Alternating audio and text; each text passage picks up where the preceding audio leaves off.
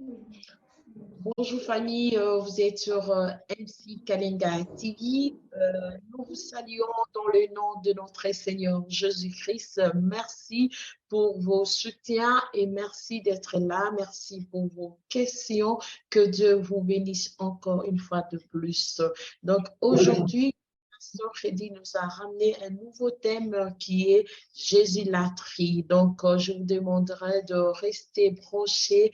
Nous avons juste 50 minutes aujourd'hui. Si vous avez des questions, n'hésitez pas de nous les écrire sur notre page MC Kalinga TV sur Facebook, même sur YouTube, sur notre chaîne MC Kalinga TV. Que Dieu vous bénisse. Pour débuter, je commence par saluer mon équipe. Bonjour, Madame Joël. Bonjour, Madame Andy. Bonjour à tous. Bienvenue, Pasteur Freddy. Bonjour. Merci. Et bonjour, mon frère Méchac.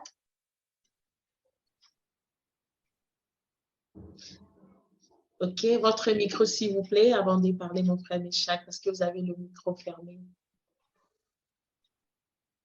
Vous appuyez sur le micro. OK, merci. Ok, je disais bonjour maman Andy et bonjour à tous. Je suis vraiment très content et ravi d'être parmi vous pour la première fois. Que Dieu vous bénisse, la joie est partagée. Et bonjour, Pasteur. Amen. Bonjour à tous, que Dieu vous bénisse. Qui vous bénisse aussi. Pasteur, nous vous laissons la parole. Parlez-nous un peu de Jésus-latrie. Qu'est-ce que cela veut dire? À vous la parole. Gloire au Seigneur. Pour rappel à ceux qui nous rejoignent, nous sommes dans un grand sujet, un grand thème qui est la révélation des fils de Dieu. Le monde connaît beaucoup de difficultés et beaucoup cherchent des solutions là où on ne peut pas en trouver parce que la Bible nous propose la meilleure et la véritable solution. La Bible, qui est la parole de Dieu, nous dit que la solution au problème du monde, parce que la création tout entière est en train de soupirer, non pas derrière l'argent, non pas derrière des guérisons, toutes ces choses-là. La création est en train de soupirer derrière la révélation des fils de Dieu. Il faut avoir une révélation sur un fils de Dieu pour avoir la solution à ces problèmes. Et c'est ici que j'aimerais dire à quelqu'un qui a une affaire et qui cherche un succès, vous allez constater que c'est un partenaire dont vous avez besoin. Ce n'est pas l'argent qui est le grand problème, parce que beaucoup de gens pensent que l'argent règle le problème, mais l'argent n'a pas réglé le problème de plusieurs. Ils ont des millions, ils ont des milliards, mais souvent ça a fini mal parce qu'on n'a pas su avec qui il fallait travailler. C'est la révélation des fils de Dieu qui est la solution que Dieu a accordée à chacun de nous pour résoudre les problèmes que nous avons sur tous les plans, que ce soit politique, social, économique et consort. Même sur le plan religieux, la solution, c'est un homme que Dieu vous a disposé comme solution. Et si vous ne les connaissez pas, vous êtes perdus. Et le monde a déjà aujourd'hui la révélation qui est la parole de Dieu, qui est la Bible. Ce n'est pas ce que nous cherchons parce que nous l'avons déjà. Le monde a la révélation du salut par Jésus-Christ, notre Seigneur et notre Sauveur. C'est lui qui a révélé Dieu. Ce n'est pas ça le problème du monde aujourd'hui parce que Jésus est déjà mort, il est ressuscité, il est la révélation de Dieu à l'humanité entière. Le monde aujourd'hui a des difficultés, non pas parce que la Bible n'est pas là, non pas parce que Jésus n'est pas venu, mais le monde a des difficultés parce que le monde n'a pas la révélation des fils de Dieu. Et voilà que pour révéler ces fils de Dieu, qui sont les humains que nous sommes, et ce n'est pas de Dieu qu'il s'agit, pour révéler ces humains que nous sommes, fils de Dieu, nous devrions retourner au fils de Dieu par excellence, parce qu'à aucun homme, à aucun ange, Dieu aurait dit au début que tu es mon fils si ce n'est à Jésus-Christ d'abord. C'est à Jésus-Christ que Dieu a dit qu'il était son fils. En l'introduisant dans ce monde, il a dit aux anges de l'adorer. Nous sommes en train, à ce niveau-ci, de parler de Jésus, de l'étudier lui, par qui nous sommes des fils de Dieu. Nous sommes en train de donner la bonne compréhension de qui est Jésus. C'était notre émission passée. Nous sommes passés par plusieurs sous-thèmes en parlant de Jésus et nous ne pourrons jamais terminer de révéler Jésus parce qu'il est le reflet de toute la gloire de Dieu. On peut passer toute l'année en parlant de lui, il ne manquera pas de sujet. On évoluera en parlant de lui. Mais du moins, pour aujourd'hui, nous nous sommes dit, nous allons parler de la jésulatrie. Le concept de latrie, selon l'Église catholique romaine en général, ce concept est lié à l'adoration qui est due à Dieu seul. C'est ainsi que quand nous tournons cette adoration vers quelqu'un d'autre, ça devient de l'idolâtrie. Et aujourd'hui, j'aimerais parler de la jésulatrie. Si Dieu est Père, Fils et Saint-Esprit, Jésus mérite l'adoration. Si Dieu est Père, Fils et Saint-Esprit, le Saint-Esprit mérite l'adoration. Cependant, nous étions en train de parler de Jésus-Christ homme. Et la jésulatrie, je la prends d'une manière négative. Et vous allez le comprendre. Dans l'Église, aujourd'hui, beaucoup de gens adorent Jésus, mais Jésus-Christ est homme. Et c'est de là que viendra le grand problème. L'adoration ne peut pas être donnée à un homme. L'adoration doit être donnée à Dieu. Et c'est aujourd'hui le débat sur lequel nous allons tourner, parce qu'il y a beaucoup d'églises qui citent le nom de Jésus, mais qui ne sont pas avec Jésus. Et si on n'est pas avec Jésus, que l'on sache qu'on est déjà avec le diable. Parce que si ce n'est pas Dieu, c'est l'ennemi. C'est lui qui, dès avant les origines, a cherché à détourner l'adoration de Christ et le tourner vers lui. C'est ainsi que le Seigneur lui-même nous avait dit que vous entendrez parler de beaucoup de Messie, beaucoup de Jésus, par-ci, par-là, mais ça ne sera pas lui. Et il a même prédit en disant, n'y allez pas. Et aujourd'hui, nous allons faire un léger débat autour de ça dans les minutes qui nous sont imparties. C'est pourquoi je salue tous les internautes, Daniel Léjuste en particulier qui nous rejoint aussi, je l'ai vu.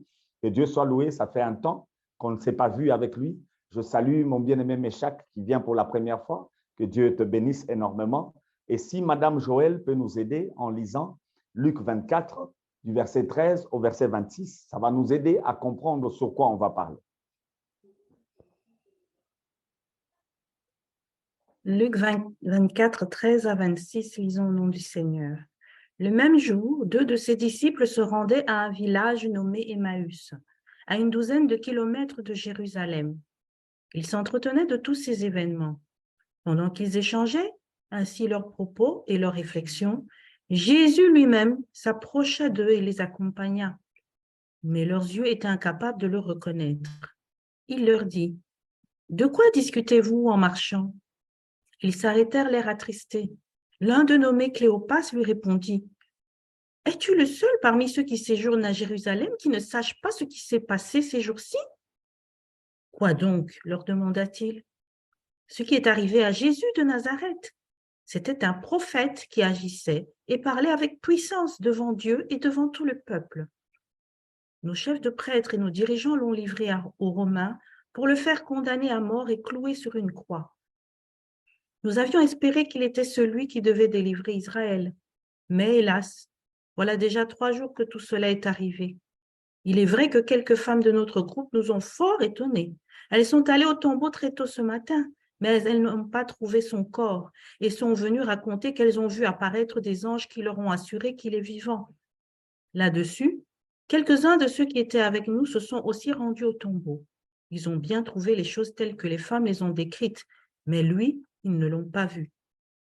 Alors Jésus leur répondit, « Ah, les hommes, sans intelligence, vous êtes bien lents à croire tout ce que les prophètes ont annoncé. Le Messie ne devait-il pas souffrir toutes ces choses avant d'entrer dans sa gloire ?» Amen. Gloire au Seigneur. Gloire au Seigneur. Le texte ici sera notre texte clé aujourd'hui pour exprimer cette tristesse que nous avons à l'égard de beaucoup qui se disent croyants, mais qui sont des idolâtres. Dans ces textes, vous constatez que nous avons des disciples de Jésus, des gens qui ont marché avec lui, à qui lui, il a enseigné tout ce qui les concernait. Ces disciples, après la résurrection, comme tous les autres, Pierre et les autres se sont fatigués. Pierre est retourné à la pêche. Tous étaient tristes, tous étaient abattus au-dedans d'eux. Le jour de la résurrection, Jésus les accompagne sur le chemin d'Emmaüs. Il leur apparaît, ils sont en train de débattre autour de Jésus qui était mort. Et Jésus leur pose la question, de quoi ils étaient en train de débattre, ils sont étonnés du fait que lui ne sait pas ce qui s'est passé parce que tout le monde connaissait le problème. Mais vous allez garder ceci à l'esprit. Ils ne l'ont pas reconnu. Vous gardez cela à l'esprit. Le disciple de Jésus-Christ. 3 ans, ils ont marché avec lui. Jésus est avec eux. Ils ne l'ont pas reconnu. Pourquoi ne l'ont-ils pas reconnu? Ils nous donnent leur raison. La raison, c'est laquelle? C'est lui qui a marché avec eux et il pensait qu'il devait mettre son royaume ici-bas sur la terre. C'est ce qu'eux pensaient. Et il est mort. Ils l'ont tous vu mourir sur une croix. C'est fini. Il y avait à l'homme de mourir une seule fois. Après quoi vient le jugement. Ils ont vu cet homme, ils se sont dit que c'était l'histoire.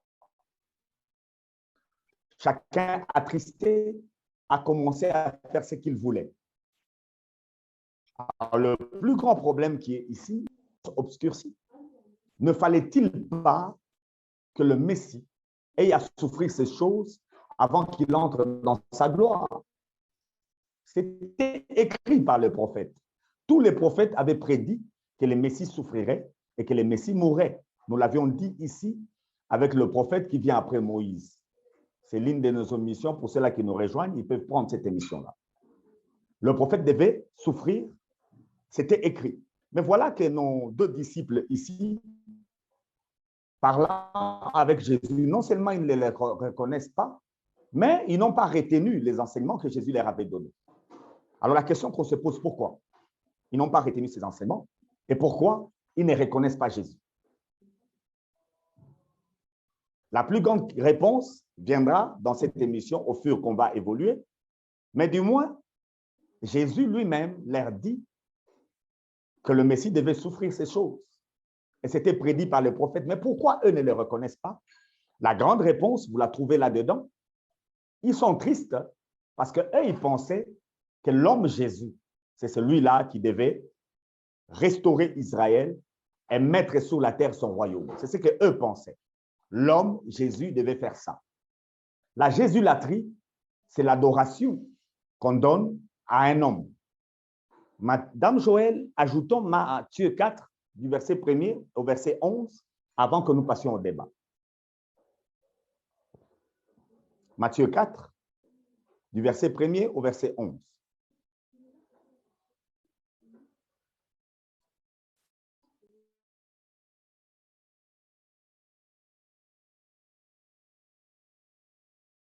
Alors l'Esprit conduisit Jésus dans le désert pour qu'il y soit tenté par le diable. Après avoir jeûné pendant 40 jours et 40 nuits, il eut faim. Le tentateur s'approcha de lui, dit, « Si tu es le Fils de Dieu, ordonne que ces pierres se changent en pain. » Jésus répondit, « Il est écrit, l'homme ne vivra pas de pain seulement, mais aussi de toute parole que Dieu prononce. » Alors le diable l'emmena dans la cité sainte, le plaça tout en haut du temple et lui dit, « Si tu es le Fils de Dieu, jette-toi en bas, car il est écrit, il donnera des ordres à ses anges à ton sujet, et ils te porteront sur leurs mains pour que ton pied ne heurte pas de pierre. » Jésus lui dit, « Il est aussi écrit, tu ne forceras pas la main au Seigneur ton Dieu. » Le diable l'emmena encore sur une très haute montagne. Là, il lui montra tous les royaumes du monde et leur magnificence. Puis il lui dit, « Tout cela, je te le donnerai si tu te prosternes devant moi pour m'adorer. » Alors Jésus lui dit, « Va-t'en, Satan, car il est écrit, tu adoreras le Seigneur, ton Dieu, et c'est à lui seul que tu rendras un culte. » Là-dessus, le diable le laissa, et voici que des anges vinrent et se mirent à le servir. Gloire au Seigneur encore une fois. Vous allez constater dans ce texte, c'est le début du ministère de notre Seigneur Jésus-Christ dans son incarnation. Il commence le ministère par la tentation devant l'ennemi qui est le diable. Il a été tenté par le diable. Et dans cette tentation, il y a des choses qui se disent, mais je retiens deux éléments. Quels sont ces tels éléments?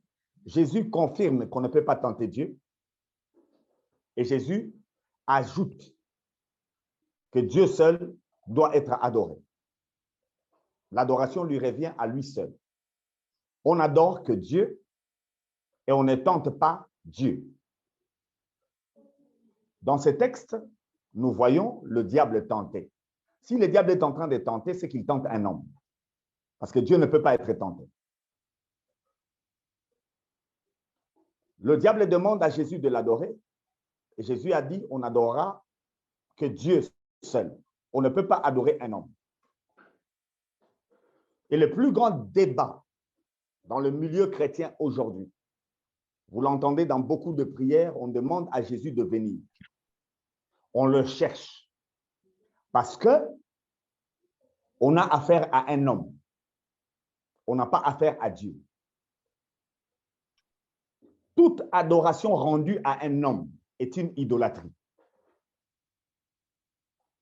L'adoration revient à Dieu et à Dieu seul. Quand on rend l'adoration à un homme, retenons que nous sommes idolâtres. La conception de Jésus-Christ homme, sans qu'il soit Dieu, est une idolâtrie. L'enseignement de Jésus-Christ homme, sans qu'il soit Dieu, a encore une idolâtrie. La relation avec Jésus-Christ homme, sans qu'il soit Dieu, est encore une idolâtrie. Parce que quand il était homme sur cette terre, il n'a pas accepté l'adoration pour lui. Il a demandé qu'on adore Dieu, parce qu'il s'était dépouillé de la divinité. S'étant dépouillé de la divinité, il pouvait être tenté. Et il pouvait même mourir. Parce qu'il était devenu homme. Nous l'avions déjà démontré ici. Et la raison pour laquelle il est devenu homme, c'était pour le pardon des péchés. Nous l'avions déjà démontré. Mais aujourd'hui, j'aimerais que chacun comprenne que Jésus, homme, ne doit pas être adoré. Jésus, homme, nous l'avions dit, c'est le modèle qu'on doit imiter. Mais à sa résurrection, il n'est plus un homme seulement, il est totalement homme et totalement Dieu à sa résurrection. Maintenant, qu'est-ce que nous prêchons? Nous prêchons qui? Parce que l'évangile, nous l'avions aussi dit ici, c'est la prédication de la croix. Et notre évangile est vain s'il n'y a pas résurrection. Avec la résurrection, notre évangile est complet. Nous ne sommes plus dans les péchés. Maintenant, qu'est-ce que nous prêchons?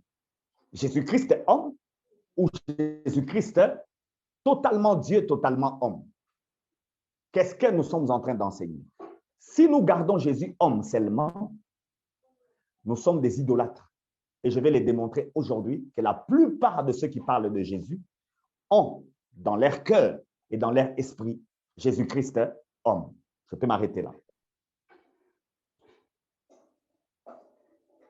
Merci beaucoup, pasteur. Donc, si nous gardons Jésus-Christ homme dans notre vie, nous sommes des idolâtres, comme vous venez à peine de le dire, pasteur.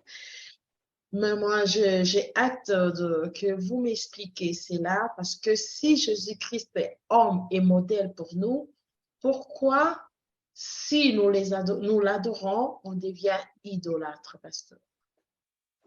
Je vous donne cet exemple avec l'apôtre Paul. Parce que c'est à Antioche que pour la première fois, les disciples ont été appelés chrétiens. Chrétien veut dire comme Christ. L'apôtre et Silas sont allés prêcher à Athènes et on a failli les adorer. Il a déchiré les habits, il a refusé cette adoration parce qu'il est homme. Avec la révélation des fils de Dieu, beaucoup penseront que nous voulons dire aux gens d'adorer les hommes. Un homme ne peut pas être adoré. Si on adore un homme, on devient idolâtre. L'adoration revient à Dieu et à Dieu seul. Cependant, nous allons démontrer aussi avec notre enseignement pendant toute cette année qu'en tant que disciples, nous devons être des modèles. C'est en nous regardant, nous, que les gens doivent voir Dieu. C'est en nous regardant, nous, que les gens seront en relation avec Dieu. C'est en nous regardant, nous, que les gens auront l'image même de Dieu, la perception même de Dieu. Cependant, aucun d'entre nous ne pourra être adoré parce que nous ne sommes pas Dieu. Nous sommes encore des humains dans ce corps. Et Jésus-Christ est homme, ne mérite aucune adoration. Je vais vous démontrer qu'il y a beaucoup de gens qui adorent Jésus-Christ est homme. On commence avec ceux qui sont sur le chemin d'Emmaüs. Pourquoi ils n'acceptent pas que Jésus est celui qui devait les délivrer? C'est parce que pour eux, Jésus n'est qu'un homme. L'homme avec lequel ils vivaient, ils ont voulu demeurer avec lui. Ils l'ont vu faire des miracles. Ils l'ont vu ressusciter les morts. Ils ont entendu la parole qu'il prêchait. Alors, ils se sont dit que cet homme ici doit toujours être avec nous. Parce que s'il est avec nous, nous ne manquerons de rien parce qu'ils n'ont manqué de rien. Ils voulaient à côté de cet homme-là qui faisait des miracles. Ils le voulaient. Et aujourd'hui, beaucoup de chrétiens ont besoin d'un Jésus à côté d'eux qui est en train de faire des miracles. C'est la jésulatrie. Et c'est une idolâtrie. Jésus, Dieu, n'a pas besoin de prouver. Jésus, Dieu, n'a pas besoin de faire quelque chose pour qu'on croie en lui. Il a déjà fait. Amen. Merci, pasteur. Je ne sais pas, parmi nous, il y a quelqu'un qui a une question à vous. Madame Joël? Je laisse la place d'abord à mon frère Meshach. Je pense qu'il a une question. Oui, merci. J'ai une question. Pasteur, je voulais un peu poser une question dans Luc 24 où Jésus était sur le chemin d'Emmaüs avec ses disciples. Bon, nous savons qu'ils étaient des disciples. Quand on parle de disciples, c'est quelqu'un qui a vécu avec son maître. Parce que normalement, ces disciples-là ont vécu avec Christ et ils ont connu Christ et ils connaissent même par le visage, reconnaître que celui-ci, c'est Christ. Mais quand nous lisons dans Luc 24, nous voyons que ces gens-là n'ont pas reconnu Christ. Alors, une question d'abord que j'aimerais poser, pasteur, est-ce que le Christ, après résurrection, il avait changé de visage ou bien il a gardé le même visage, lui, en tant que fils de Marie? Puisque ces disciples-là ne l'ont pas reconnu. Puisque si il a gardé le même visage du fils de Marie, ces disciples-là allaient facilement les reconnaître. C'est un peu ça ma question. Gloire au Seigneur. La réponse à cette question se trouve dans 1 Corinthiens 15. Chacun de nous, à la résurrection, il portera un corps de gloire. Cependant, avec ces corps de gloire, nous gardons les mêmes images. C'est Matthieu qui nous le dit. Si on peut lire ensemble Matthieu, pour que vous compreniez qu'ils devaient normalement les reconnaître. Mais il y a un problème, c'est la jésulatrie qui a fait qu'ils ne les reconnaissent pas. Ils étaient en train d'adorer l'homme Jésus. Or, il fallait adorer Jésus Dieu. Et c'est comme ça qu'ils n'ont pas reconnu. Quand il prend la forme de Dieu, ils ne l'ont plus reconnu. Et pourtant, c'est le même visage. On prend Matthieu, le chapitre 27.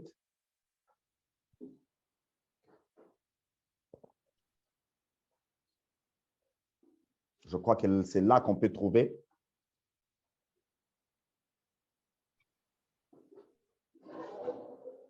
Matthieu 27, attendez un instant, je prends le verset. Verset 52. Ou bien, commencez au verset 51, Madame Joël.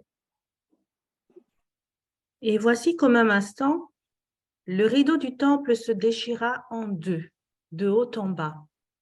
La terre trembla, les rochers se fendirent, des tombes s'ouvrirent, les corps de beaucoup d'hommes fidèles à Dieu qui étaient morts ressuscitèrent. Ils quittèrent leur tombeau, et après la résurrection de Jésus, ils entrèrent dans la ville sainte, où beaucoup de personnes les virent. Des saints qui étaient décédés, qui étaient enterrés à Jérusalem, quand Jésus a rendu l'âme, leurs tombeaux se sont ouverts. Quand Jésus est ressuscité, ils ont aussi ressuscité. Et les gens les ont vus et ils les ont reconnus. Pourquoi ils ont été reconnus? C'est parce qu'ils ont gardé le même visage. Donc, si les disciples ne reconnaissent pas Jésus, il y a un problème. Leurs yeux sont obscurcis par quoi? Leurs yeux sont obscurcis par leur tristesse. D'où est venue leur tristesse? Ils l'ont dit eux-mêmes. Ils pensaient que l'homme Jésus, c'était celui-là qui va installer le royaume sur la terre. Ce n'est pas l'homme Jésus qui installe le royaume sur la terre. Ce n'est pas l'homme Jésus qui accorde le pardon éternel. Non. C'est lui qui accorde le pardon éternel et homme, il est Dieu. C'est lui qui était sur la terre, s'était dépouillé de sa divinité. Il n'était que homme. Et croire en celui-là, c'est se perdre. Adorer celui-là, c'est passer à côté. Et beaucoup de religions aujourd'hui, beaucoup de soi-disant chrétiens ne connaissent que celui-là. Ils ne connaissent pas celui qui est ressuscité. Ils ne connaissent pas ce que fait celui qui est ressuscité. Ils ne connaissent pas ce qui est en train d'entreprendre le ressuscité. Ils sont en relation avec celui qui était avant la mort. Et c'est la jésulatrie, je répète encore. Et c'est comme ça qu'il y en a aujourd'hui qui se fait référer à Marie pour qu'il intercède auprès de celui-là parce que c'est un homme. C'est la jésulatrie. Et c'est l'adoration du diable. Son visage pouvait être reconnu par ceux qui ont marché avec lui, mais la raison pour laquelle ils ne les reconnaissent pas, c'est parce que eux, ils sont en relation avec l'homme. Ils ne peuvent pas voir ou bien reconnaître celui qui est ressuscité. Et beaucoup de gens dans l'Église aujourd'hui ne reconnaissent pas Jésus, le ressuscité. Ils reconnaissent celui qui a marché à Jérusalem, ils reconnaissent le fils de Marie, ils reconnaissent celui qui est mort à la croix, mais ils ne reconnaissent pas celui qui est ressuscité. Et si Jésus ne ressuscite pas, nous sommes encore dans les péchés. C'est pourquoi ces églises-là parlent du péché. C'est la jésulatrie.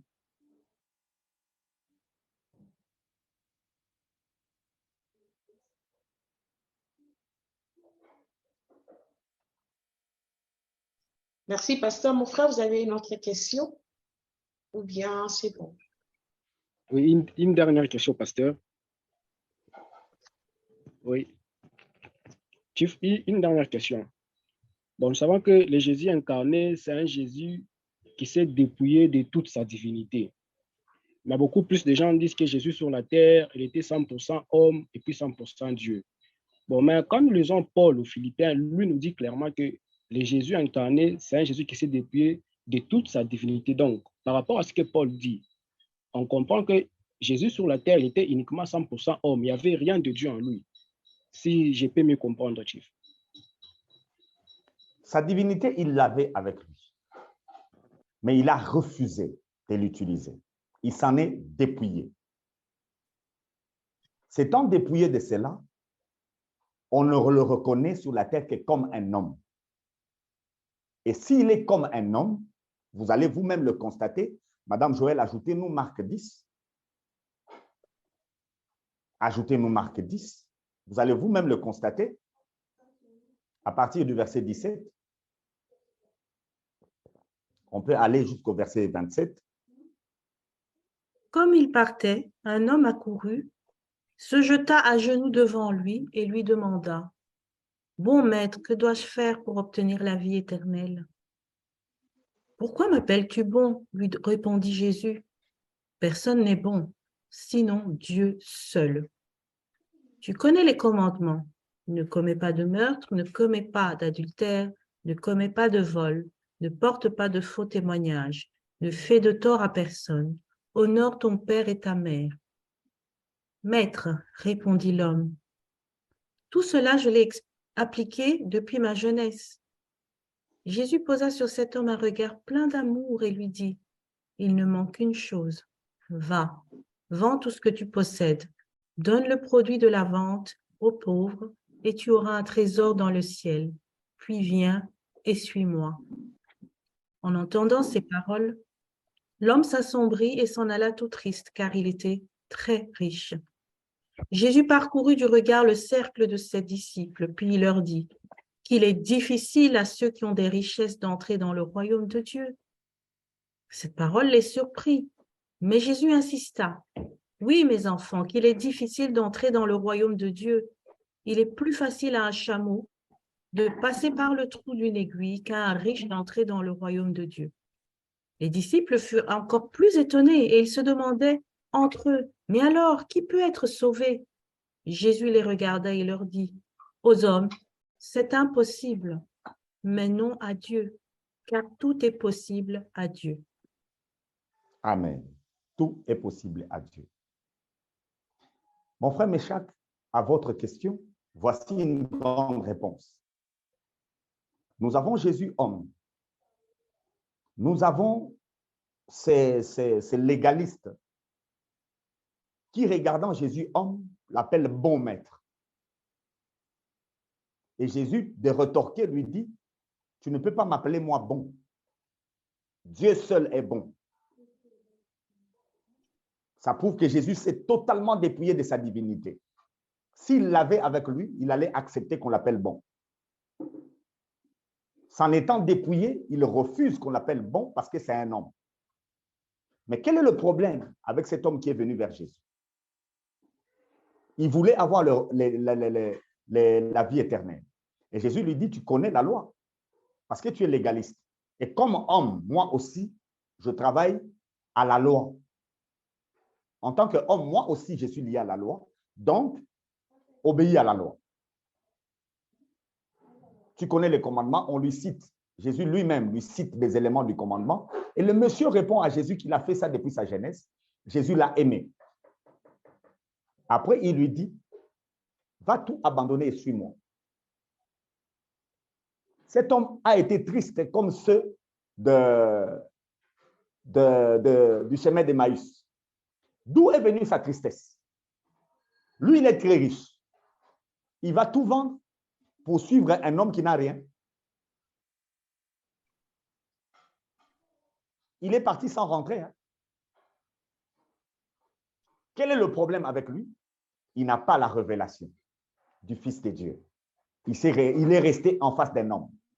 Comme il est resté en face d'un homme, il est parti. Il n'a rien vendu et il est parti. Lui qui cherchait la vie éternelle, il s'en est éloigné parce que dans sa tête, Jésus, c'est un homme. Il a été en relation avec un homme. C'est la Jésus-latrie. Il voulait que l'homme Jésus soit aussi Dieu. C'est pourquoi il l'a appelé bon. Il voulait que l'homme Jésus soit aussi Dieu. Or, Jésus, homme, a ses prérogatives. Nous l'avions déjà dit pourquoi il s'est incarné et pourquoi il est venu dans ce monde en tant qu'homme. Nous connaissons la raison. On ne peut plus y revenir. Pourquoi il est devenu homme? Mais l'adoration ne peut pas être rendue à Jésus-Christ, homme. Et le monsieur ici est parti triste parce que dans sa tête, il y a un homme devant lui.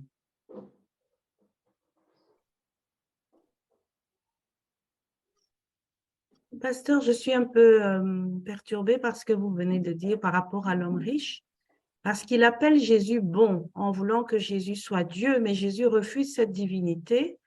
Et en même temps, l'homme s'en va parce que la divinité que Jésus a refusée fait qu'il le considère maintenant comme un homme. Donc, c'est normal qu'il soit triste puisque Jésus n'a pas voulu prendre cette divinité face à lui. Je comprends aussi qu'on était avant la croix, donc Jésus a dit que son temps n'était pas encore venu. Mais c'est ça qui rend les choses complexes, parce qu'avant la croix, Jésus s'est dépouillé de sa divinité. Mais comment pouvaient-ils comprendre, les disciples et les autres, qu'il était Dieu sans la révélation? C'est là que je dis que quand Pierre a été révélé en disant « Tu es le Fils de Dieu », c'était uniquement à lui que cela a été révélé. Donc, les autres ne pouvaient jamais se comporter comme Jésus étant Dieu, vu qu'il n'avait pas cette révélation-là. Donc, si on regarde Jésus qui marche avant la croix et qu'on veut qu'il soit notre modèle, on n'a pas encore à cette époque-là la révélation qu'il est Dieu. Donc, comment on fait? On limite. S'il respecte les lois, on respecte les lois. S'il fait toutes les fêtes liées au judaïsme, on fait toutes les fêtes liées au judaïsme. Quel est le point de rupture par rapport à tout ça? Merci beaucoup, Madame Joël. Très bonne question. c'est là où ceux qui nous suivent doivent aussi comprendre. Le salut a été un processus. Le salut présenté dans l'Ancien Testament n'est pas le salut présenté dans les évangiles. C'est totalement différent. Et le salut qui est présenté dans les Actes des Apôtres n'est pas le même salut, parce qu'on est dans un processus. Celui de l'Ancien Testament attendait quelqu'un qui devait venir. Celui des évangiles est en face de la personne qui devait venir. Il le voit. Mais nous sommes en face de celui qui est déjà venu et qui a accompli les saluts. Alors, c'est quoi la jésulatrie? C'était cette tendance que nous avons à nous tourner totalement vers celui qui est venu accomplir les saluts et à croire en lui comme c'est lui qui l'a déjà accompli. Le point de rupture, Madame Joël, se trouve à quel niveau, si je veux bien m'expliquer? C'est que ceux qui ont marché avec Jésus ne pouvaient pas avoir la révélation que nous avons. Ce ne sont pas des gens que nous devons mettre sur notre chemin comme modèle. Et même le Jésus lui-même, qui a marché sur la terre ici, jusqu'à mourir à la croix, n'est pas totalement notre... Avec la loi, effectivement, c'est lui que nous devons regarder, parce qu'il a obéi à toute la loi. Cependant, nous ne devons pas obéir à la loi comme lui. Dans son humanité, il a obéi à la loi, mais nous ne devons pas obéir à la loi comme lui. Nous devons croire qu'il a obéi à la loi et que ce que lui, il a fait par rapport à la loi nous est imputé. C'est là la démarcation. Chercher à obéir à la loi comme Jésus y a obéi, c'est remettre Jésus dans l'humanité. Et le remettre dans l'humanité devient une adoration d'un homme. Donc, nous ne pouvons plus replacer la loi et chercher à y obéir. Nous devons seulement croire que l'homme Jésus y a obéi. En y obéissant, il a même accompli. Et en croyant en lui, nous avons l'imputation de la justice que la loi accorde à ceux qui y ont obéi.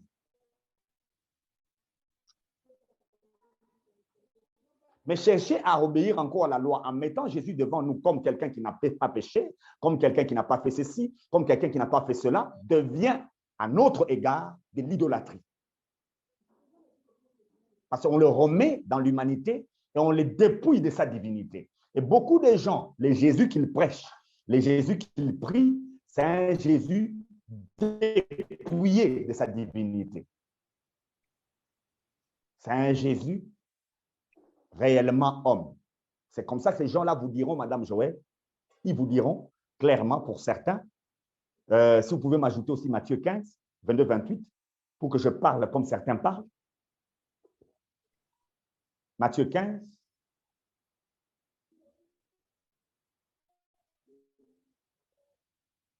Et voilà qu'une femme cananéenne qui habitait là vint vers lui et se mit à crier, « Seigneur, fils de David, aie pitié de moi. Ma fille est sous l'emprise d'un démon qui la tourmente cruellement. » Mais Jésus ne lui répondit pas un mot. Ses disciples s'approchèrent de lui et lui dirent, « Renvoie-la, car elle ne cesse de nous suivre en criant. » Ce à quoi il répondit, « Je n'ai été envoyé qu'aux brebis perdues du peuple d'Israël. » Mais la femme vint se prosterner devant lui en disant, « Seigneur, viens à mon secours. » Il lui répondit, « Il n'est pas bien de prendre le pain des enfants pour le jeter aux petits chiens. » « C'est vrai, Seigneur, reprit-elle, et pourtant les petits chiens mangent les miettes qui tombent de la table de leur maître. » Alors Jésus dit, « Ô femme, ta foi est grande, qu'il en soit donc comme tu le veux. » Et sur l'heure, sa fille fut guérie. Gloire au Seigneur. Ce cas ici peut me permettre de parler comme beaucoup parlent, ceux-là qui sont encore avec les Jésus hommes. Il y a même des religions qui sont créées pour dire que chaque peuple doit avoir son Messie. À partir de ce verset, on dit que Jésus n'a été envoyé qu'à Israël. C'est le Messie d'Israël. Humainement, effectivement, Jésus est venu pour accomplir la loi. Parce qu'il n'y a qu'une seule loi sur cette terre qui a existé et qui pouvait déclarer les gens péchés. pécheurs, pardon, c'est la loi que Moïse avait donnée. Et le peuple à qui Moïse a donné cette loi, c'est le peuple hébreu. C'est comme ça que le salut vient de ce peuple-là. À aucun autre peuple, Dieu n'a donné une loi venant de lui-même. Tous les autres peuples qui ont existé ont mis à place leur propre loi selon la morale, selon la vertu, selon leur conscience. Mais le peuple d'Israël avait une loi que Dieu a donnée à Moïse à la montagne de Sinaï. Ce qui fait que pour accomplir la loi de Dieu, il ne pouvait venir que vers ce peuple-là, qui avait non seulement les promesses, mais qui avait aussi la loi. Mais voilà que Jésus dit qu'il n'a été envoyé qu'au bébé d'Israël. En fait, conformément à la loi, il ne peut pas aller vers un autre peuple. Dans son humanité, il ne peut venir qu'à ce peuple-là qui avait la loi. Maintenant, tous ceux-là qui ont Jésus comme homme, ils vous diront aujourd'hui, chaque peuple doit avoir son Messie. Ils vous parlent bien de Jésus, mais ils vous disent clairement que Jésus n'est pas leur Messie, il est celui d'Israël. Mais cette histoire ne s'arrête pas à la parole du Christ qui dit qu'il n'est pas venu pour le peuple, pour les autres peuples, qu'il n'est venu que pour le brebis perdu d'Israël. L'histoire continue.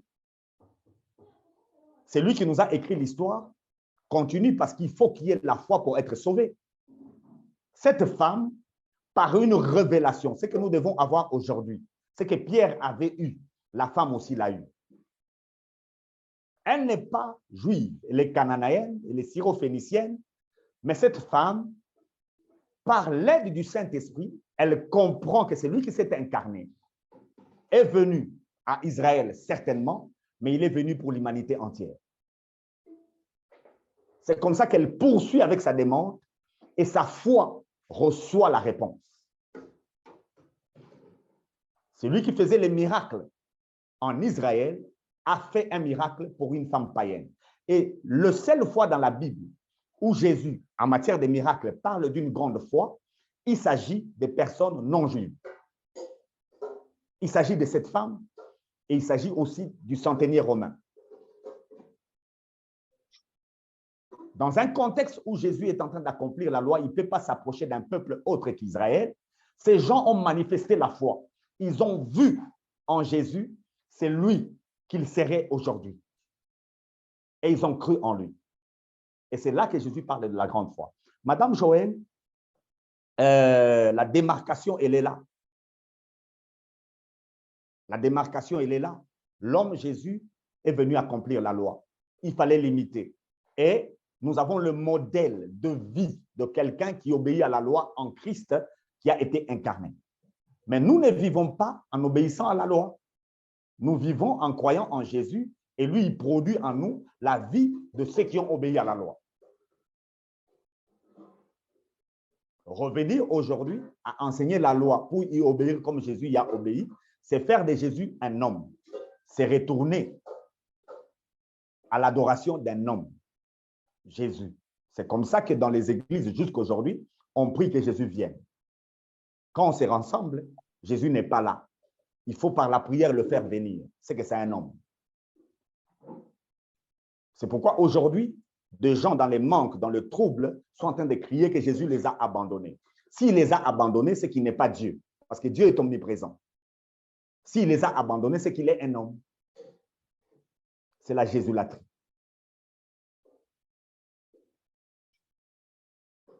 Et si vous pouvez m'ajouter Jean 1, 6 à 12, madame, ajoutez-moi ça. Et quelqu'un peut aussi m'ajouter Jean 3, 14 à 16. Un homme parut envoyé par Dieu. Il s'appelait Jean. Il vint pour être un témoin de la lumière afin que tous les hommes croient par lui. Il n'était pas lui-même la lumière, mais sa mission était d'être le témoin de la lumière. Celle-ci était la véritable lumière, celle qui, en venant dans le monde, éclaire tout être humain. Celui qui est la parole était déjà dans le monde, puisque Dieu a créé le monde par lui. Et pourtant, le monde ne l'a pas reconnu. Il est venu chez lui et les siens ne l'ont pas accueilli. Certains pourtant l'ont accueilli. Ils ont cru en lui. À tout cela, il a accordé le privilège de devenir enfant de Dieu. Jean 3, 14 à 16. Dans le désert, Moïse a élevé sur un poteau le serpent de bronze. De la même manière, le Fils de l'homme doit aussi être élevé pour que tous ceux qui placent leur confiance en lui aient la vie éternelle. Oui, Dieu a tant aimé le monde qu'il a donné son Fils unique pour que tous ceux qui placent leur confiance en lui échappent à la perdition et qu'ils aient la vie éternelle. L'homme Jésus n'est pas venu pour Israël.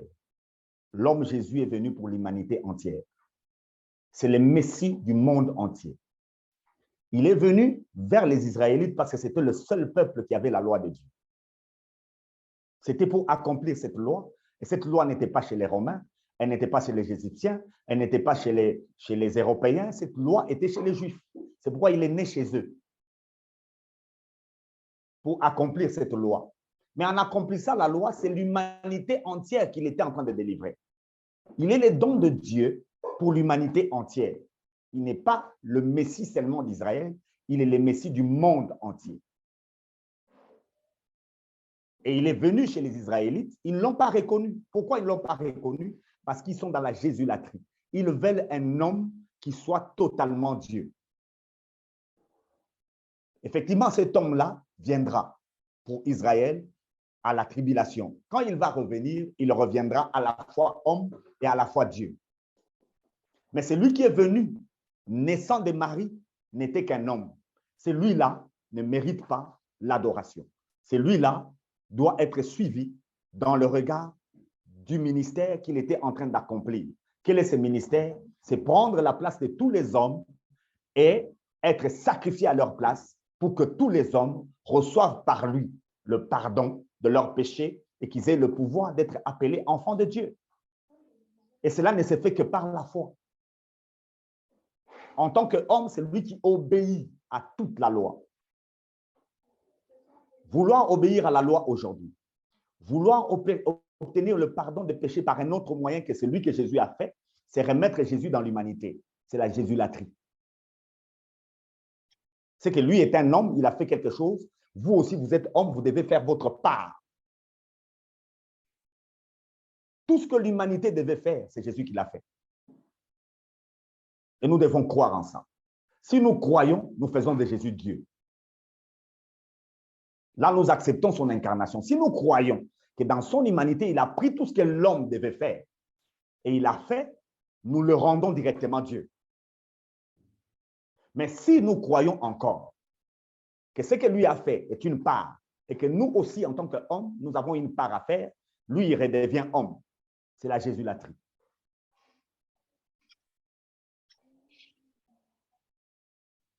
Merci beaucoup, pasteur. Je ne sais pas, quelqu'un autre a une question? Mon frère Méchac, vous avez une question? Ou...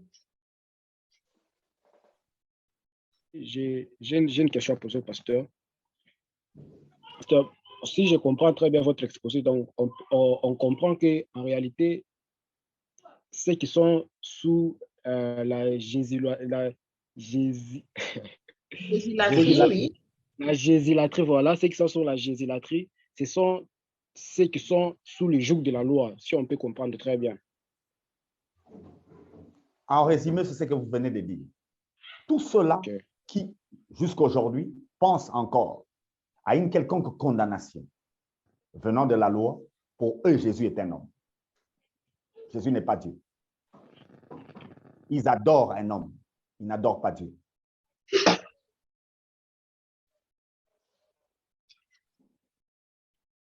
Pasteur, si parlons un peu de la part de l'homme dont on prêche tout le jour, mais nous voyons aussi, mais moi je pense, lui, la part de l'homme, comme ils disent, c'est dans le sens des principes établis aussi dans la Bible. On voit aussi de principes, pasteur.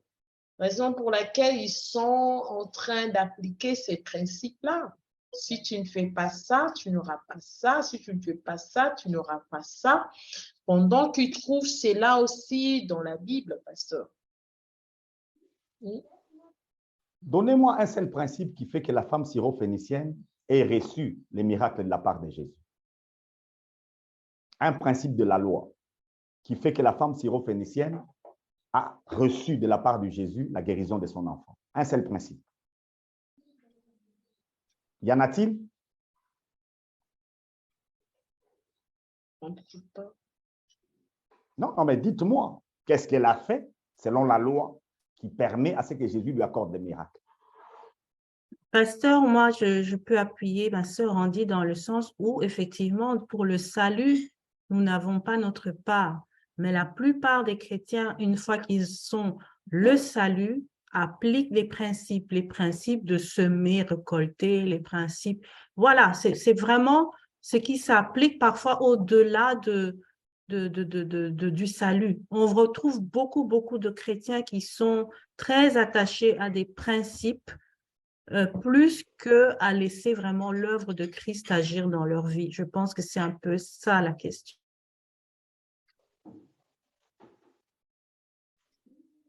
Je suis là? Oui. Ah, OK. Merci. Oui, Madame Joël, c'est un grand danger. Je crois au principe. Nous allons aussi l'enseigner cette année parce que nous allons parler de la révélation des fils de Dieu. En fait, la révélation des fils de Dieu n'est autre que la mission, faire des disciples. C'est dont on parlera. Et en faisant des disciples, effectivement, il y aura des principes à présenter. Cependant, la foi n'a rien à voir avec ça. Je viens de vous parler de la femme syrophénicienne. Dans le cas de cette femme, il ne s'agit pas du salut. Il s'agit d'un miracle. Il s'agit d'une guérison de sa fille. Quel est le principe? Parce que si on dit que pour les saluts, c'est la foi, et pour les autres choses, c'est le respect des principes. C'est pourquoi je pose la question par rapport à la femme syrophénicienne. Quel est le principe de la loi qu'elle a respecté pour recevoir son miracle? Il n'y en a pas.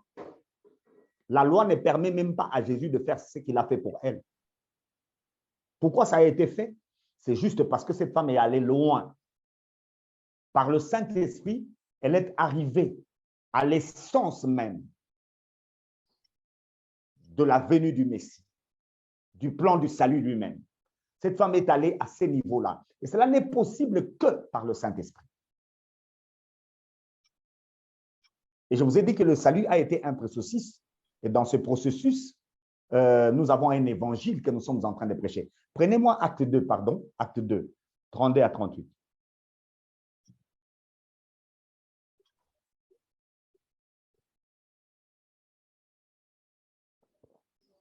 Dieu a ressuscité ce Jésus dont je parle. Nous en sommes tous témoins. Ensuite, il a été élevé pour siéger à la droite de Dieu. Et maintenant, comme Dieu nous l'a promis, il a reçu du Père l'Esprit Saint et il l'a répandu sur nous. C'est là ce que vous voyez et entendez. En effet, David, lui, n'est pas monté au ciel, mais il a dit, le Seigneur a dit à mon Seigneur, viens siéger à ma droite jusqu'à ce que j'aie mis tes ennemis à terre sous tes pieds. Voici donc ce que tout le peuple d'Israël doit savoir avec une entière certitude. Dieu a fait Seigneur et Messie ce Jésus que vous avez crucifié. Ce discours toucha profondément ce qu'il avait entendu et ils demandèrent à Pierre et aux autres apôtres, « Frères, que devons-nous faire ?» Pierre leur dit, « Changez et que chacun de vous se fasse baptiser au nom de Jésus-Christ pour que vos péchés vous soient pardonnés. Alors vous recevrez le don du Saint-Esprit. » Gloire au Seigneur. Gloire au Seigneur. Ce texte, surtout dans Louis II, pose problème. Dans Louis II, c'est « Répentez-vous » et que chacun de vous soit baptisé au nom de Jésus-Christ. Mais c'est au verset 36 où il y a le vrai problème. Dieu a fait Seigneur et Messie ce Jésus que vous avez crucifié. Donc, vous avez deux personnes. Le Jésus qui a été crucifié et c'est lui qu'on a fait Seigneur et Messie. Israël a en face de lui Jésus homme. Jusqu'aujourd'hui, Israël ne croit pas en lui parce qu'il est dans une jésulatrie. On voudrait que celui qui était venu à Jérusalem ne meure pas. On voudrait que celui qui était venu à Jérusalem demeure éternel, qu'il installe le royaume de David sur la terre. C'est ce qu'on voudrait. Ça, c'est adorer un homme. Celui qui est venu à Jérusalem n'était pas Dieu. Il était homme, c'est pourquoi il est mort. Et le mystère de tout le temps, c'est que l'homme, Dieu s'est incarné dans un homme. Or, les prophètes l'ont dit, la Vierge sera enceinte, elle enfantera un fils, et ce fils, c'est lui le Père éternel. Les prophètes l'ont dit, mais Israël, obscurci par la jésulatrie, n'a pas cru en lui. Ils l'ont rejeté. Mais Pierre, ici, qu'est-ce qu'il dit? Dans les Actes des Apôtres, c'est même le début du message que nous devons enseigner au monde entier. Cet homme Jésus, Dieu l'a fait Seigneur. Cet homme Jésus, il a été fait Seigneur. Donc, il faut faire cette dissociation. Cet homme Jésus, qui accomplissait la loi, qui est mort à la croix, à sa résurrection, c'est celui-là qui a été fait Seigneur et Messie. Et quand nous prêchons Jésus le Christ, nous prêchons celui qui est ressuscité. Nous ne prêchons pas seulement celui qui est né. Et beaucoup de gens parlent de la résurrection, mais ils ont en tête seulement celui qui était né. Ils ignorent celui qui était ressuscité. Parce que si on parle encore de péché, c'est parce qu'on croit que Jésus n'est pas ressuscité. C'est ce que Paul nous dit. Ne peut parler du péché aujourd'hui que celui-là qui croit que Jésus n'est pas ressuscité. Pour être dans le péché, il ne faut pas que Jésus ressuscite. Alors celui qui croit encore aujourd'hui qu'il y a le péché en lui et qu'il y a le péché dans le monde, accepte clairement que Jésus n'est pas ressuscité. C'est la jésulatrie maintenant.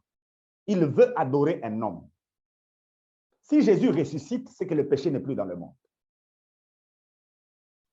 Et quand Pierre est en train de dire aux gens ici, changez, dans la version de Madame Joël, c'est-à-dire maintenant accepter que celui que vous avez considéré comme homme, à sa résurrection, ce n'est plus un homme, il a récupéré sa position de Dieu, et en tant que Dieu maintenant, il peut vous donner son esprit, et en vous donnant son esprit, vous avez non seulement le pardon, mais vous avez la vie éternelle. Voilà les messages de l'Évangile.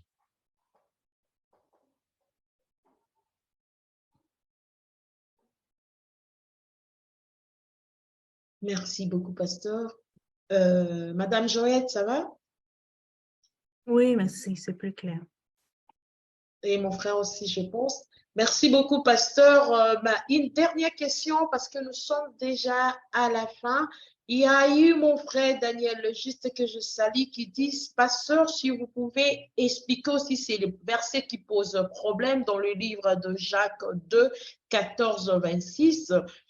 C'est ce verset qui permet à ce que les personnes mettent la foi dans la loi. Si vous pouvez expliquer ces versets, Madame Joël, si vous pouvez les lire dans les livres de Jacques 2, 14, 26. Pasteur, vous nous l'expliquez plus rapidement parce que nous sommes déjà à la fin. Mes frères et sœurs, à quoi servirait-il à quelqu'un de dire qu'il a la foi s'il ne le démontre pas par ses actes? Une telle foi peut-elle sauver? Supposez qu'un frère ou une sœur manque de vêtements et n'ait pas tous les jours assez à manger. Et voilà que l'un de vous leur dit, « Au revoir mes amis, portez-vous bien, restez au chaud et bon appétit », sans leur donner de quoi pourvoir aux besoins de leur corps. À quoi cela sert-il? Il en est ainsi de la foi. Si elle reste seule sans se traduire en actes, elle est morte.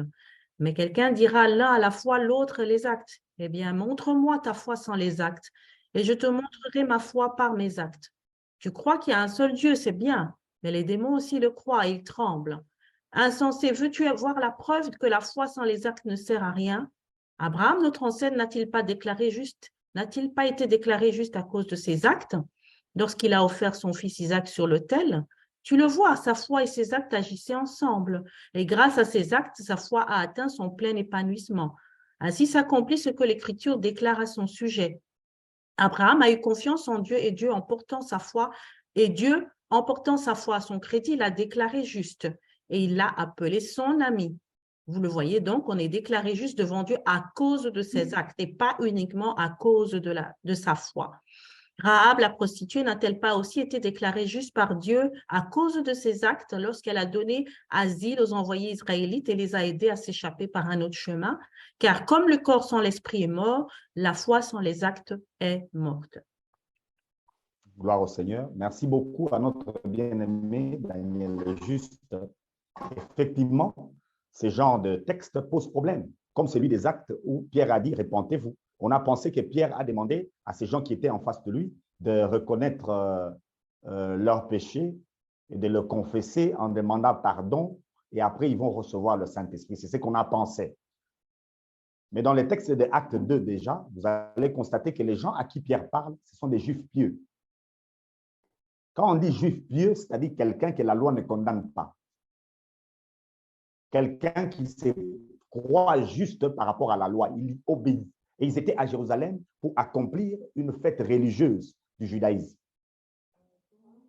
Et c'est à ces gens-là qu'on demande de changer. Quel était leur problème? Leur problème était unique. Ils ont pensé que Jésus, parce qu'ils l'ont livré pour qu'il soit crucifié, parce que pour eux, ils se sont dit, il ne peut pas être ce Jésus-là, la personne en qui ils peuvent mettre leur foi. Dieu ne peut pas être totalement homme. Ils n'ont pas compris le mystère de l'incarnation. Ils ne l'ont pas perçu. Et c'est à eux de changer, d'accepter que celui qui s'est incarné, c'était vraiment Dieu. Mais il s'est dépouillé de sa divinité pour réaliser le pardon de péché. Et quand il l'a eu, maintenant on peut croire en lui. Et Jacques, c'est le petit frère de notre Seigneur Jésus-Christ. Le petit frère de notre Seigneur Jésus-Christ, quand vous le voyez, il n'a jamais cru en Jésus de son vivant. Pourquoi il n'a pas cru en Jésus de son vivant?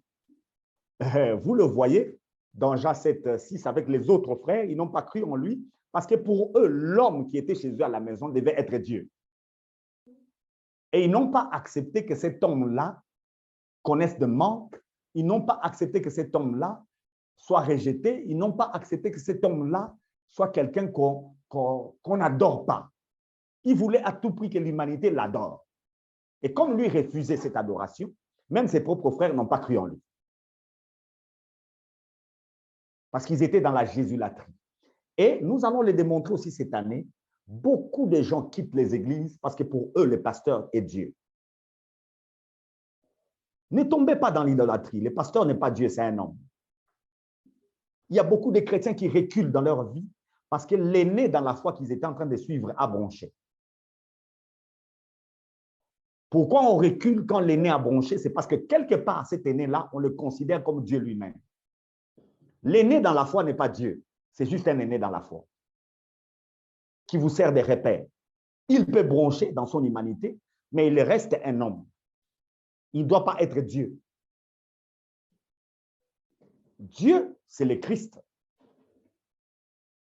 Dieu, c'est Jésus ressuscité, le mystère caché de tout temps, la tête de l'Église qui est son corps. C'est vrai, il est écrit, il est inévitable que le scandale n'arrive. Et que quand il y a scandale, on a frappé les bergers, les brebis se dispersent. Certainement, ces gens-là ne manqueront pas. Mais ces gens-là sont en train de broncher parce qu'ils sont dans une jésulatrie.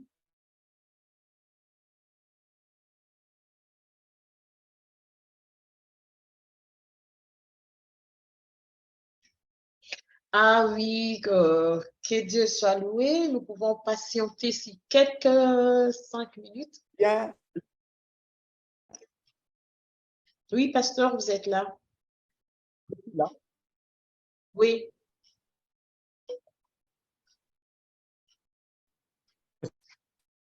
Là. Oui, pasteur, vous êtes là?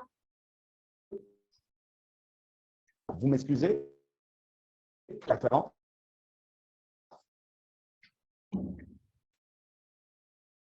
Une interférence que nous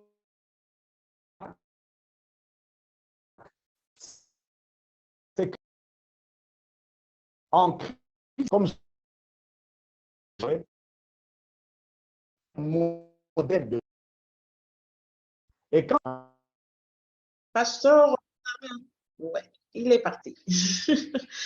Oui, bien aimé Seigneur, j'aimerais bien que le pasteur puisse terminer sa phrase, quand bien même que nous sommes déjà presque vers la fin de notre émission, mais c'est vraiment important parce qu'il y a beaucoup de versets qui nous créent vraiment de problèmes. C'est comme si la Bible est en train de se contredire elle-même. La Bible ne se contredit jamais. Il y a toujours une réponse et la réponse, on le trouve toujours dans sa parole. Tout ce qui est écrit a sa réponse dans la parole. Ce qui est important, c'est être enseigné et écouter la parole de Dieu, être vraiment dans le main d'une personne que Dieu vous a envoyé afin d'être enseigné sur l'évangile. Madame Joël, je ne sais pas si vous avez un mot à nous dire parce que nous sommes déjà presque à la fin de l'émission. Veuillez je vous laisse la parole en attendant si les pasteurs pourront s'y connecter encore.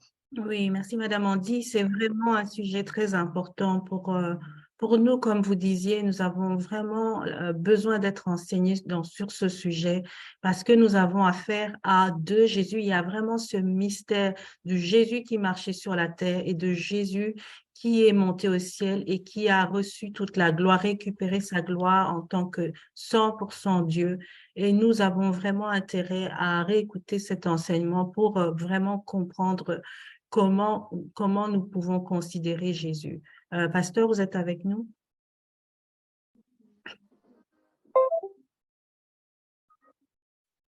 Pasteur, vous êtes avec nous?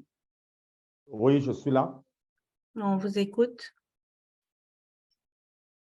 Je m'excuse aux internautes pour cet incident.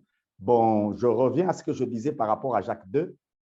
La foi sans les œuvres est une foi morte, effectivement vrai, parce que le Christ qui s'est incarné, Jésus-Christ qui a marché sur la terre, a obéi à toute la loi. Et il nous a transmis cette vie par la foi que nous mettons en lui. En mettant la foi en lui, nous avons une vie qui ne contredit pas la loi. Alors, si notre vie est en train de contredire la loi, c'est que nous n'avons pas cru. C'est ce que Jacques voulait nous faire comprendre. Jacques ne prêche pas les œuvres pour être sauvé. Il ne prêche pas les saluts par les œuvres. C'est différent avec ce que Paul est en train de nous dire. Ce que Jacques est en train de nous dire, c'est que les œuvres que la foi produit, c'est-à-dire si vous avez cru, on le verra par vos œuvres. C'est ce que Jacques est en train de prôner. Il parle des œuvres de la foi. Il ne parle pas des œuvres de la loi. C'est différent. Les œuvres de la foi ne sont pas une obéissance à la loi. Ce sont ces œuvres qui sont produites par quelqu'un qui a cru. Mais en les regardant, on peut croire que celui qui produit ces œuvres obéit à la loi. Vous le verrez, il ne fume pas. Vous le verrez, il ne boit pas. Vous le verrez, il ne prend pas les femmes d'autrui. Vous verrez ça. Mais lui, il n'agit pas par obéissance à la loi. Il agit par la loi de l'Esprit de Dieu qui a ressuscité Christ d'entre les morts, qui est en train d'opérer en lui. En fait, il reproduit la vie de Christ que Paul a appelé le fruit de l'esprit. Il reproduit l'amour, la foi, la douceur, la patience. Et ces éléments-là qu'il est en train de reproduire, c'est ce dont Jacques est en train de nous parler. Et si je peux, pendant qu'il y a eu coupure, je pensais à un texte là. Madame Joël, si vous pouvez nous le lire aussi. Romains 1, du verset 1er jusqu'au verset 6.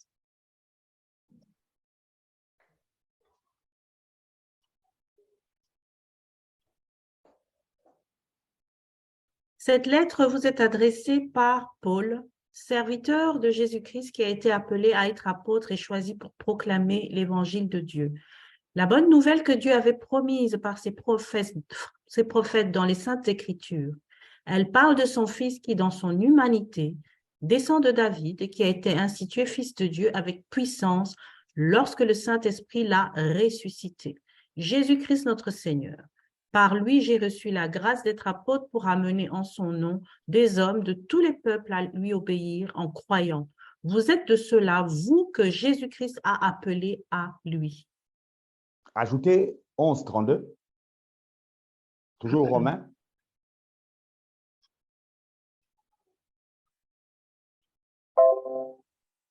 Combien grandes sont les richesses de Dieu, combien profonde sa sagesse et sa science.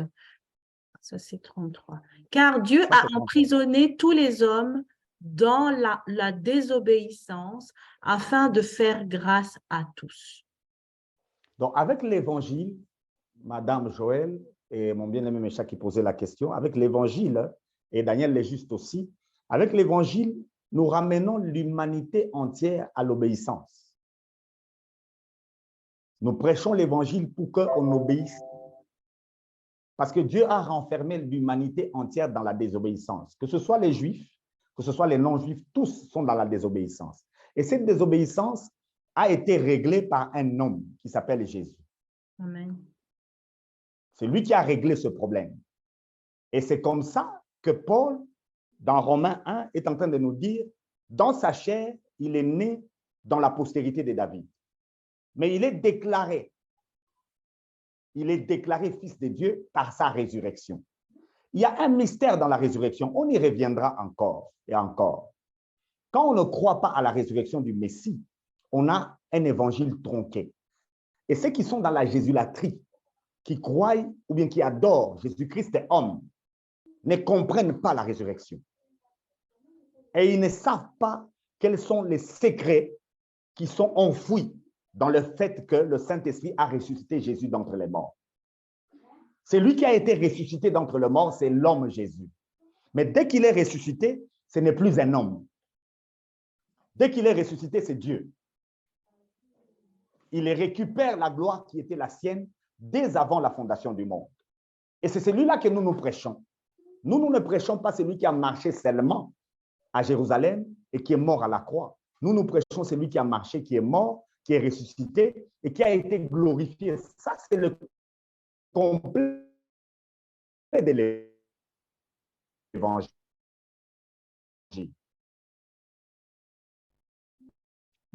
Nous sommes différents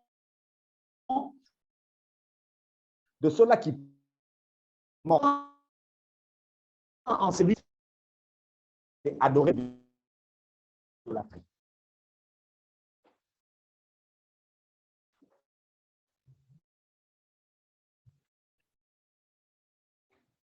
Merci beaucoup, Pasteur Freddy Mukutoa. Nous remercions aussi notre frère Daniel Légiste, qui ces questions vraiment nous a beaucoup aidés.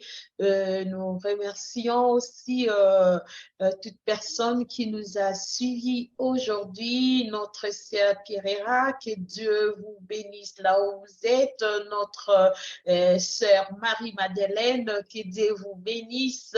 Nous avons aussi notre sœur Parker, là où elle est, que Dieu vous bénisse.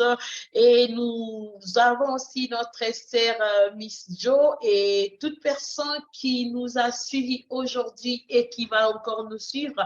Que Dieu vous bénisse et merci d'être branchés aujourd'hui et merci de rester avec nous pour ces quelques minutes. Soyez abondamment bénis. On se voit encore le samedi. Venez prier. J'invite tout le juste à savoir que le samedi, à partir de 19h, nous, les justes, nous nous réunissons pour rendre gloire à notre Seigneur Jésus-Christ. Donc, après ceci, la rediffusion se trouve encore sur notre chaîne YouTube MC Kalenga TV. Vous pouvez partager cela à une personne qui n'a pas de Facebook pour ces messages. Dieu vous bénisse encore. Nous avons le pasteur pour son mot de la fin. À vous la parole, pasteur, mot de la fin. Que Dieu soit loué. J'aimerais bénir tous ceux qui ont suivi cette émission aujourd'hui, mais je voudrais que ceux qui nous ont suivis comprennent. Si Jésus n'a pas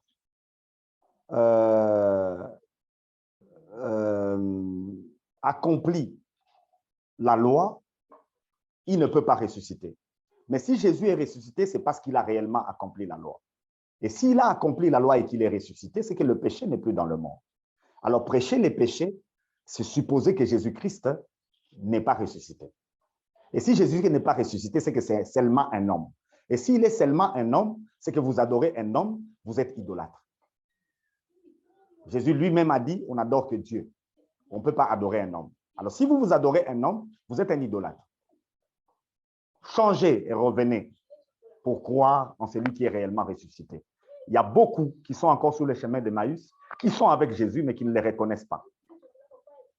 À cause des problèmes, à cause des difficultés, parce que vous pensez que Jésus n'a pas tout accompli et vous vous êtes perdu, vous êtes secteur.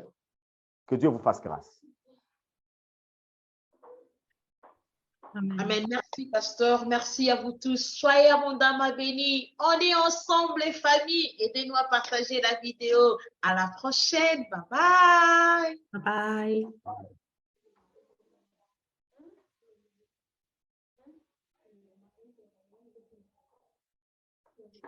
manger. Direct, veut que nous restons encore ensemble. Ça a coupé? Non. Non. Ah Non. ben, le Seigneur veut assez que nous puissions continuer, mais ça ne veut pas couper. Ça ne te coupe pas.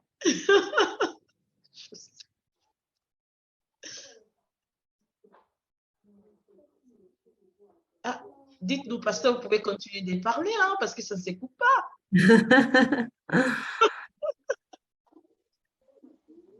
On est toujours technique, ça va couper. pasteur. On est toujours là, mais vous devez couper parce que c'est technique. Tu ne me donnes pas la possibilité. Ah, bien aimé de le Seigneur, donc vous pouvez continuer de poser des questions. Hein.